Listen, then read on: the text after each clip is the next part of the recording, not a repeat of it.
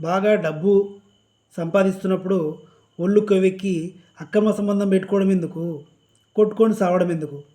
ఈ దర్శన్ టాపిక్ వస్తే ఒళ్ళు గగురుపాటుకు వచ్చేస్తుంది. ఇంత నరకయాతన చూపించాడు. అక్రమ సంబంధం పెట్టుకున్నప్పుడు వీళ్ళు ఏమనుకుంటారంటే, ఆమె ఎవరినో పెళ్లి చేసుకుంది కానీ నన్ను నమ్మింది, ఆమె నేను ఆదుకుంటున్నా అని వీడనుకుంటాడు. కానీ కామసుఖం తీర్చుకుంటాడు.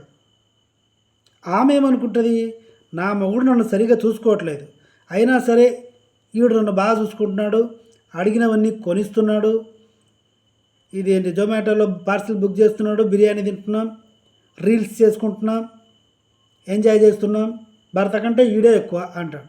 ఒక దశలో ఈ సన్నాసి పెళ్ళాం పిల్లలకి తినడానికి ఖర్చులకు డబ్బులు లేకున్నా కూడా ఉంచుకున్న దాని పిల్లలకి ఫీజు కడతాడు. ఈడే కాలేజీ ఫీజు కడతాడు, ఆమె ఖర్చులకి కిరాణా సూపర్ మార్కెట్కి డబ్బులు ఇస్తాడు, ఉంచుకున్న దాని ఫ్లాట్కి రెంట్ కడతాడు, సొంత ఇంటికి మాత్రం రెంట్ కట్టాడు, పెళ్ళాం గాజులు తాకట్లో పెట్టింటాడు. ఇంత అద్భుతంగా ఉంటాయన్నమాట పవిత్ర బంధాలు. పవిత్ర బంధం ఎందుకంటున్నారంటే వీళ్ళు అసలు విడిపోరు. ఏదైనా సమస్య వచ్చేంత వరకు, బోరు కొట్టనంత వరకు బాగానే ఉంటారు. బోరు కొట్టిందనుకో చంపుకోవడమే అంతే.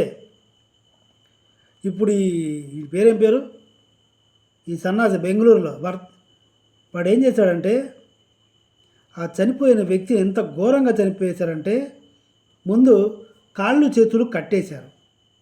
కట్టేసి లబోదిబమని చేతులు ఎత్తి మొక్కుతుంటే కూడా చేతులు విరగొట్టారు. కాళ్ళు గింజుకుంటుంటే కాళ్ళు విరగొట్టారు. నోటి మీద ముఖం మీద కర్రలతో కొట్టారు, చావగొట్టారు. ఆల్మోస్ట్ 90% చనిపోయిన తర్వాత కూడా కేబుల్స్తో కరెంటు పెట్టారు, ఎలక్ట్రిసిటీ షాక్ ఇచ్చారు. ఉగ్రవాదులు, పాకిస్తాన్ ఉగ్రవాదులు తప్ప ఇలాంటి ఘోరమైన పనులు ఎవరు చేయరు. ఇంతటి వీరుడు మన తెలుగువాడు, మన దేశంలో ఉన్నవాడు.